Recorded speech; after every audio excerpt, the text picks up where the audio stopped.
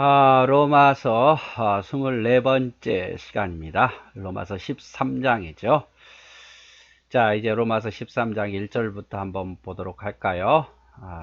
자, 이 부분은 이제 그리스도인들이 어떻게 국가 앞에서 또 사회생활을 어떻게 해야 될지에 대한 이야기입니다. 1절, 각 사람은 위에 있는 권세들에게 굴복하라. 권세는 하나님께로 나지 않음이 없나니 모든 권세는 다 하나님이 정하신 바라. 자, 그리스도인들은 권세자들에게 굴복하라. 굴복하라 해서 비열하라 이 말은 아니죠. 아첨하라 이런 말은 아닙니다.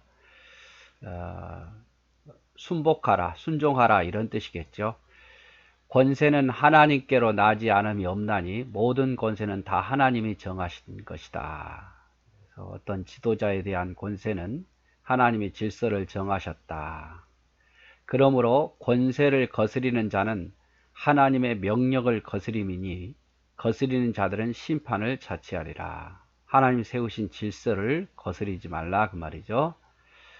관원들은 선한 일에 대하여 두려움이 되지 않고 악한 일에 대하여 되나니 너가 권세를 두려워하지 아니하려느냐. 선을 행하라. 그리하면 그에게 칭찬을 받으리라.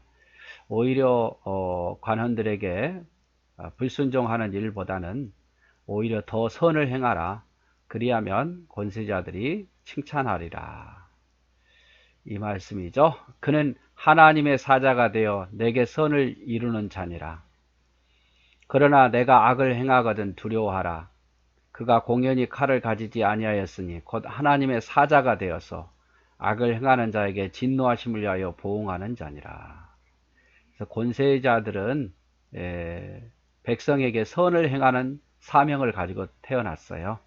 자기 어떤 권세를 유지하는 게 아니라 그 권세를 가지고 백성을 위해서 선을 행하는 그런 일을 하라고 이야기하고 또 권세자들에게 불순종해서 악을 행하거든 두려워하라. 그 권세자가 하나님 대신해서 너희를 심판하리라.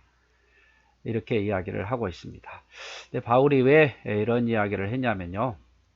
해석을 좀 보면 로마 기독교 내에 상당한 수를 차지하고 있던 유대인들은 그들의 조국 이스라엘 로마 속국에서 벗어나 정치적인 독립을 얻기를 갈망하고 있었다. 그래서 로마 안에 있는 교인들이 상당수가 유대인이었고 또 대부분이 자유인보다는 노예가 많았습니다.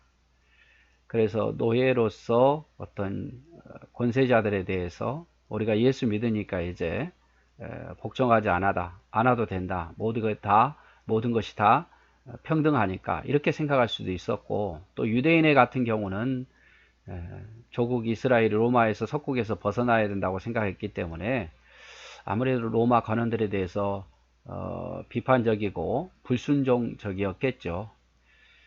그러나 이런 일에 대해서 바울이 지금 경계하고 있는 거예요. 바울은 로마 관원들에게 불순종하는 일은 피해야 하고 정부를 전복시키려는 행위를 경계하고 있는 겁니다. 바울은 권세가 하나님께로부터 났다라고 말하면서 물론 권세의 남용을 허용하는 것도 아니죠. 그러나 권세는 하나님께로부터 주어진 질서라고 분명히 말하죠. 그렇지만 통치자가 하나님을 경멸하고 성도의 신앙을 거스린다면 신앙을 지키기 위해서는 결단을 해야겠죠. 만약에 이 권세자가 하나님의 뜻과 반대되게 행한다. 신앙생활을 못하게 한다. 그러면 권세자의 말을 따르기보다는 하나님의 말씀을 따라야겠죠. 다만 폭력적이어서는 안 된다라는 것을 기억하셔야 합니다. 바울은 통치자들을 하나님의 사자라고 표현하고 있고 하나님을 대신해서 심판한 일을 하기 때문이라고 표현합니다. 통치자가 하나님의 뜻을 무시하고 악을 행하면 우리는 하나님의 법을 따라야 됩니다. 중요한 것은 항상 주 안에서예요. 에베소서도 그렇고 골로새서도 그렇고 계속 그러잖아요. 주 안에서. 주님이 먼저다 그 말이죠. 주님의 명령을 먼저 따르고 그리고 배치되지 않는 이상 권세자의 말을 따라야 된다. 이게 하나님이 세우신 질서니까. 그러나 다만 폭력적이어서는 안 된다. 권세는 하나님이 정하셨습니다. 하나님께로부터 났지요. 그래서 권세를 거스린다는 것은 하나님의 질서를 거스린다는 것이기 때문에 대신 이제 권세자는 하나님을 대신해서 아주 공정하게 해야죠. 그리고 권세자는 선한 일을 도모해야 돼요. 그래서 권세자의 책임은 공정해야 되고 항상 선한 일을 도모해야 되고 선하게 행해야 합니다. 그렇지 않으면 이 권세자도 하나님께 심판을 받을 겁니다. 그러므로 굴복하지 아니할 수 없으니 노를 인하여만 할 것이 아니요 또한 양심을 인하여 할 것이니라. 양심에 따라서도 굴복해야 된다 그 말이죠. 너희가 공세를 바치는 것도 이를 인함이라. 저희가 하나님의 일꾼이 되어 바로 이 일에 항상 힘쓰느니라. 모든 자에게 줄 것은 주되 공세를 받을 자에게 공세를 바치고 국세를 받을 자에게 국세를 바치고 두려워할 자를 두려워하며 존경할 자를 존경하라. 성도가 국가의 법에 순응하지 않으면 안 되는 이유가 그렇게 한다면 하나님의 진노가 따른다는 것이기 때문에 그렇죠. 그리스도의 또한 양심 때문에 국가에 순응해야 되는 하나님의 질서의 양심 때문에 당연히 국가의 법에 순응해야 된다 그 말이죠. 성도는 국민의 한 사람으로서 국가 재원이 되는 세금을 바쳐야 합니다. 가이사의 것은 가이사에게 하나님의 것은 하나님께 바치라고 예수님도 말씀하셨잖아요. 그래서 베드로는 인간이 세운 모든 제도를 주를 위해서 순종해야 된다. 베드로전서 2장 13절에 그러나 형벌을 감수할 때가 있는데 인간이 세운 제도가 하나님의 뜻에 이해될 때는 형벌을 감수하면서도 그걸 따를 수는 없는 거죠.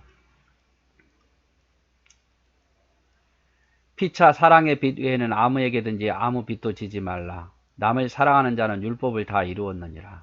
간음하지 말라, 살인하지 말라, 도적질하지 말라, 탐내지 말라 한 것과 그 외에 다른 계명이 있을지라도 내 이웃을 내 자신과 같이 사랑하라 하신 그 말씀 가운데 다 들어있느니라. 사랑은 이웃에게 악을 행치 아니하나니 그러므로 사랑은 율법의 완성이다. 사랑에 대해서 이야기하는 거예요. 사랑은 모든 것의 완성이에요.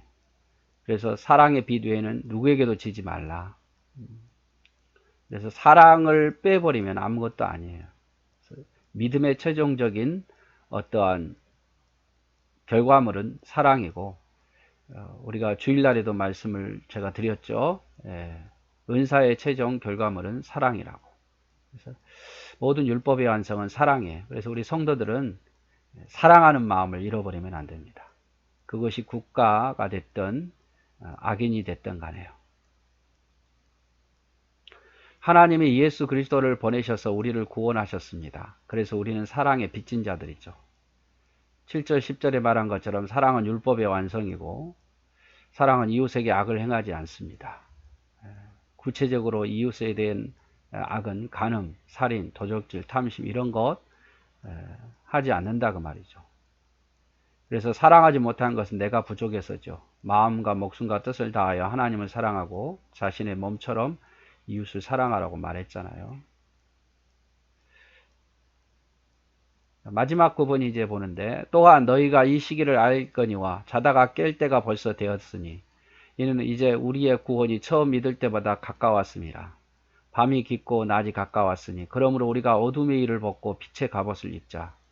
낮에와 같이 단정히 행하고 방탕과 술 취하지 말며 음란과 호색하지 말며 쟁투와 시기하지 말고 오직 주 예수 그리스도로 옷 입고 정욕을 위하여 육신의 의를 도모하지 말라. 이제 주님 올 때가 됐으니까 더 깨어 있으라 그 말이죠. 밤에 밤처럼 살지 말고 날처럼 빛의 갑옷을 입으라 그 말이에요. 그럼 밤에는 다 자잖아요. 근데 낮에는 다 깨어 있듯이 주님 오실 날이 점점 가까워지고 있으니까 이제 깨어 있으라. 정신 차리라 그 말이죠. 육신의 정욕을 입어서 육신의 정욕에 취하지 말고 그리스도 안에서 깨어 있으라. 바울은 그리스도의 재림을 기다리는 성도들에게 생활을 말하는데 첫째 깨어 있어야 된다. 그리고 빛의 갑옷을 입고 성장하는 신앙생활을 해야 된다 이 말이죠. 우리가 이제 주님 오실 날이 가까웠다고 생각한다든지 내가 주님 앞에 갈 날이 가까워진다면 더욱더 깨어 있어야겠죠. 빛의 갑옷을 입고 성장하는 신앙생활. 밤은 무지와 불신앙으로 가득한 때를 말하고 낮은 장차올 그리스도의 심판을 이야기하는데 어두움은 죄악 가운데 있는 불신자의 도덕적인 상태고 빛은 구원받은 자의 선한 생활을 말합니다. 밤과 어두움, 낮과 빛. 우리는 밤과 어둠의 모습이 아니라 낮과 빛의 모습이야겠죠. 구원받지 못한 자들은 부적절한 행위, 방탕, 술취함, 음행, 음란, 호색, 쟁투, 시기 이런 걸로 가득한 거예요. 그러나 구원받은 자들은 그리스도로 옷 입어야겠죠. 그리스도와 연합하고 정욕을 위해 육신의 일을 도모하지 말고 선한 일을 도모해야 합니다. 그래서 13장에서 바울이 하는 말은 권세자들에게 굴복하라. 왜? 하나님이 세우신 질서니까. 그러나 단 주 안에서 주님과 대치되지 않는 상황 속에서 뭐 권세자가 잘하면 문제 없어요. 근데 못할 때 이게 참 갈등이죠. 그리스도인들은 더더욱이 그러나 우리에게는 이런 폭력보다도 뭐가 있습니까? 기도라는 무기가 있어요. 그리고 정말 우리가 깨어 있어서 위정자들을 잘 살펴야 돼요. 그래서 표로 심판할 수 있잖아요. 표로 심판해야 되고 또 집단을 형성해서 어떤 꼭 이렇게 폭력이 아니더라도 어떤 목소리를 낼 수 있지 않습니까? 얼마든지 국가에 대한 민주주의는 할 수 있으니까요. 잘 보셔가지고 표로 심판해야 되고요.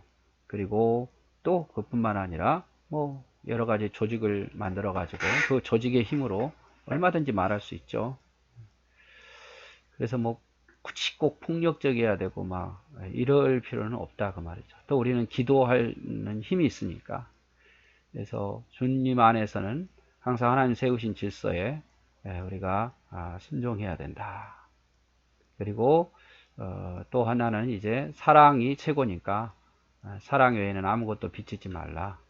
그리고 깨어 있어라. 주님 오실 때가 됐으니 깨어 있어라. 이것이 13장에 있는 중요한 내용입니다. 네, 오늘도 고생하셨습니다.